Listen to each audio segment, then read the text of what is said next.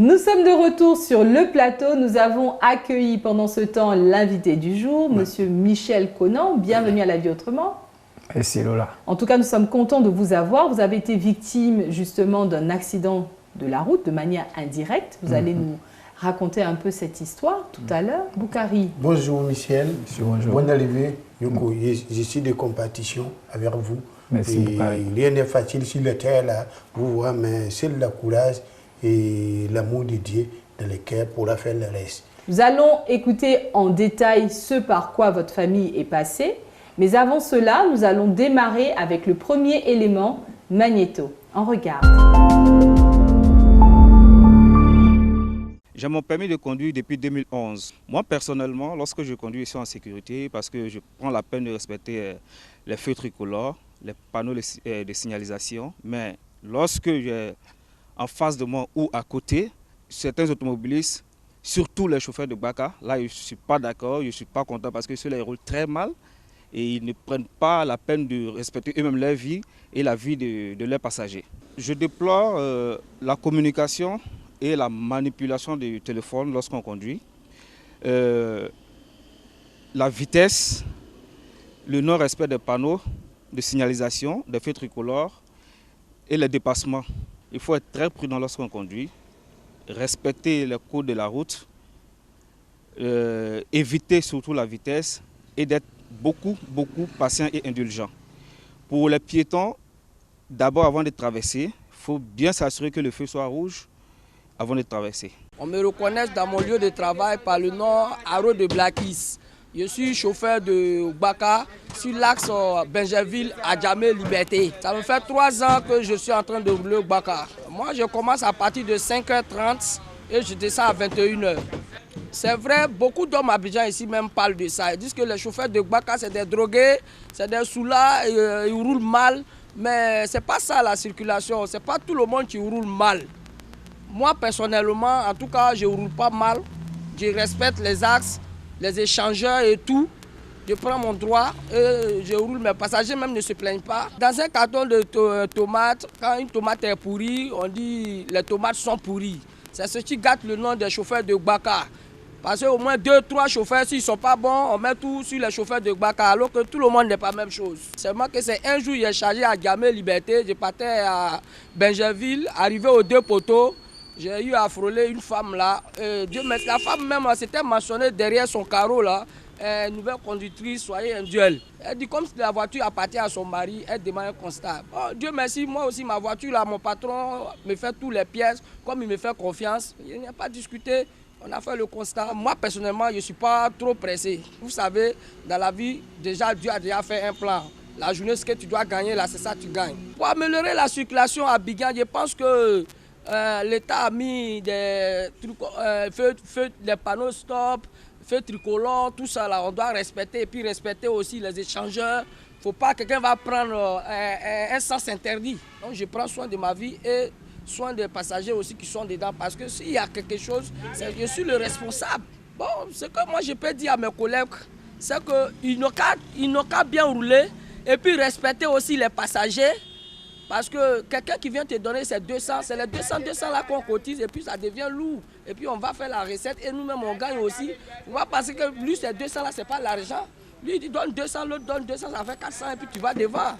Bon, seulement moi, le seul conseil que je peux donner à mes collègues, je leur dis de prendre leur vie au sérieux. Les Baramoro, les chauffeurs de Baka, en tout cas, respecter les panneaux, stop et les feux tricolores, afin que la circulation d'Abidjan soit améliorée. Merci à M. Ouattara et à M. Haro de Blakis, le chauffeur de Baka. Bon, chacun rejette la faute à l'autre. Hein. À qui la faute? Moi, je me pose la question. Vraiment, à qui la faute dans la circulation, c'est comme ça. Vous avez un certain nombre de personnes et quand l'incident arrive, alors on se demande à qui la faute. Mais c'est à tout le monde la faute. C'est à tout le monde la faute. Il faut naturellement respecter les règles de la circulation routière. Et quand on respecte les règles de la circulation routière, je pense qu'il y a beaucoup de choses qu'on peut éviter. Beaucoup de choses qu'on peut éviter. Effectivement, il y a des drames.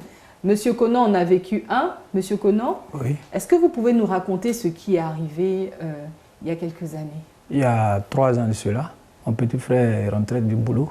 Il travaillait à Vridi Canal. À sa descente, il partait à la maison, il habitait à Port-Bouy. Au cours de route, il a été percuté par un véhicule à Port-Bouy, vers l'aéroport là. Il l'a envoyé à l'hôpital, mais malheureusement, il a été touché par le crâne là, donc il n'a pas survécu. Il avait quel âge? Il avait autour de 32 ans. Il était jeune. Oui. Et il avait des enfants? 2 enfants. La première même, elle a eu son bébé cette année. Il n'a pas pu annoncer ça à son père? Non, pas du tout. Aujourd'hui, ses enfants sont avec qui? Ses enfants sont avec leur maman, mais leur scolarité, c'est moi qui m'occupe de ça. Vous prenez ça en charge? Ils sont en Gabrega, là. Mais tu peux nous compter un peu brièvement, parce qu'il y a eu des témoins quand même. Par rapport à l'accident, comment c'est arrivé? Il était piéton, oui, mais moi, il était en voiture? Non, il n'a pas de voiture. Il n'avait pas de voiture. Nous, on a eu Pougon. Et lui, il travaillait à Vridi, mais il dormait à Port-Bouy. Port-Bouy à l'aéroport là-bas. Voilà. Donc c'est mon oncle. L'accident a eu lieu dans la soirée. Mais c'est moi, c'est vers 5 heures, entre 5 h et 6 h que mon oncle m'a appelé pour dire ah, ton petit frère a eu un accident. Actuellement, ils l'ont envoyé à l'hôpital de Port-Bouy, ça n'a pas marché. Que voilà le cas. Et c'est comme ça qu'on s'est déployé vers Port-Bouy. Donc vous n'avez pas, on va dire en réalité le détail, hein, vous ne savez pas ce qui s'est passé dans le détail. Voilà. Et puis en plus encore, celui qui l'a cogné là, c'était pas arrêté. Il a fui. Ah, il a fui. Oh, ouais. Donc vous n'avez même pas pu entamer une action contre l'automobile. C'est que sûr, les autorités ont été averties, la police a été avertie. Depuis 3 ans. Mais jusqu'à présent, bon, on n'a pas eu. Voilà. D'accord, et je pense que cette situation-là est vraiment fréquente. Il y a beaucoup de cas, n'est-ce pas, Monsieur Siloué? Justement, c'est vraiment dramatique cette situation. Et un constat qu'on fait, c'est qu'également, il y a une période de l'année où il y a énormément d'accidents. Le mois de décembre. Beaucoup. Généralement, le mois de décembre, on a comme l'impression qu'il y a une inflation des accidents sur les routes. À quoi cela est dû? Justement, c'est tout à fait évident parce que le risque d'accident est élevé lorsque la mobilité est élevée. Et est-ce que ce n'est pas aussi dû aux propriétaires des véhicules qui négligent beaucoup l'état des voitures? Parce que, comme j'ai dit au départ, là, même quand la voiture est beaucoup fatiguée et les pièces de rechange ne sont pas... c'est-à-dire qu'ils préfèrent aller à la casse. Mais si encore c'est importé que c'est bon, tu as gagné. Mais quand c'est été réparé, c'est-à-dire la pièce même, tu sais que le monsieur qui vend, il sait que c'est une pièce, tu vas juste prendre pour te débrouiller. Mais quand toi tu mets, tu dis oui, c'est pièce réparée, occasion, France, on le voit que tu as, et il fait la vitesse. Est-ce que ça aussi, ça n'occasionne pas? Et les pinés qu'on nous fait venir, disons que c'est les pinés, France, on le voit, c'est les pinés importés, parce que les pinés ont une durée de vie. Alors, Boukari fait bien de parler de durée de vie des pneus. Parce que lorsque vous prenez des pneus, vous avez des indications qui sont marquées sur le flanc du pneu, qui donnent des informations sur la charge maximale que le pneu peut supporter, qui donnent aussi des informations sur la vitesse maximale à laquelle vous devez rouler avec ces pneus. Et également, vous avez la durée de vie qui est marquée sur le pneu. Et cette durée de vie, même si le pneu n'a pas été utilisé, à partir de 5 ans déjà au maximum jusqu'à 10 ans, vaut mieux ne plus l'utiliser parce que le pneu ne fonctionne plus dans l'état tel que le constructeur l'a voulu. La vigilance, c'est également ce qu'on demande à tout conducteur. Quand on regarde l'élément, on a entendu le chauffeur de Baka qui disait qu'il conduisait de 5h à 21h. C'est énorme. C'est 5h, 21h. Un homme doit se reposer entre midi et 2. Comment il fait? Comment ils font? Qu'est-ce que vous en pensez? Voilà, bon, ça c'est aussi une problématique, la fatigue au volant. Les conducteurs, c'est un humain, ce n'est pas une machine. Et un humain a besoin de se reposer. Qu'est-ce qui est recommandé, on va dire, avant de prendre une pause? Combien de temps on peut conduire avant de prendre une pause, pour ceux qui font la route, par exemple? Généralement, lorsque vous faites la route, à chaque 2 heures ou chaque 200 km, il faut quand même prendre une pause de 15 minutes. Nous avons regardé du côté des piétons. Cette fois-ci, on regarde en images.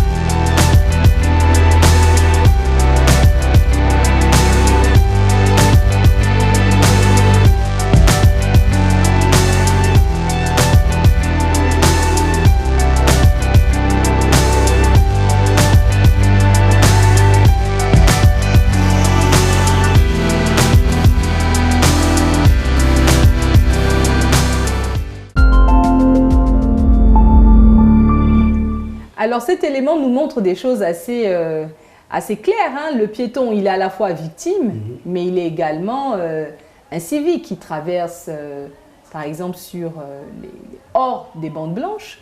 Qu'est-ce que vous avez constaté également dans l'élément qu'on vient de voir? Ouais, moi j'ai vu, c'est-à-dire l'erreur de l'homme est tellement poussée. L'homme souvent il fait des choses sans penser qu'il y a des conséquences. Les ponts piétons qui sont faits pour eux, ils prennent les ponts piétons là pour faire commerce. Ça devait marcher, il n'y a pas de place pour passer. Et c'est en bas du pont piéton. Tu vois là où les voitures passent. Comment l'Africain même est. Et une voiture qui roule sur l'autoroute à 80 km à l'heure, toi tu viens avec tes 5 km à l'heure, tu vas te traverser ça comment? Et donc d'où viennent les accidents mortels? Donc il faut aussi sensibiliser la population, je pense, et moi.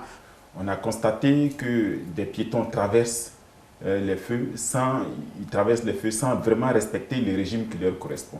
Le feu n'est pas destiné seulement aux conducteurs. Les feux tricolores, c'est aux usagers de la route, y compris les piétons. Lorsqu'on regarde aussi aux abords des écoles, on voit souvent des personnes venir récupérer les enfants à l'école et traverser comme ça. On ne regarde ni à gauche ni à droite. Les enfants ne savent pas traverser aujourd'hui, du moins. Ils regardent les adultes faire et ils copient. Est-ce qu'on donne l'exemple, Boukari?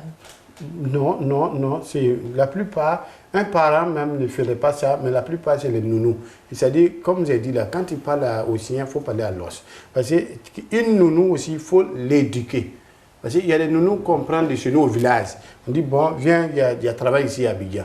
Ou bien tu vas dans une agence, tu dis, je cherche une nounou pour mes enfants. Mais est-ce que celle-là, elle est éduquée à tout cela? Elle dans son entendement, ce n'est pas pour le dire c'est ses enfants. Mais elle vient là, c'est pour préparer, laver habit, laver assiette. Maintenant, quand tu vas traverser la route, aller chercher l'enfant, est-ce qu'elle sait traverser la route? Donc tout ça aussi, il faut parler aux ces personnes-là. Même à ton enfant aussi, tu peux lui apprendre qu'avant de traverser avec la nounou, il faut attraper la main de la nounou, ramène-la en arrière, regarder à gauche et à droite. L'enfant fera ça s'il voit une voiture, il attrape sa nounou, il l'a sauvé. Tu vois, donc il faut cette éducation. En tout cas, ça y va de tous. Tout le monde doit être éduqué. Et même quand il a parlé des pinés aussi, même les pinés même là, il y a des pinés de neige. Les pneus. Un piné. Pneus. C'est pas grave, tu n'es pas le seul. Il y a pour la neige, il y a pour la neige, il y a pour les Sahel, et puis il y a aussi la boue. Donc tout ça, on nous vend, on ne regarde pas tout ça là. Tout ça aussi, ça dépend. Ici, il n'y a pas la neige. Tu vas payer piné de neige là, c'est pour voir si quelle voiture. Donc, moi, je pense qu'on doit travailler beaucoup. Mais tu peux m'embaucher à l'OGL là-bas. Boukari est volontaire pour aller sensibiliser. Ouais. C'est très bien.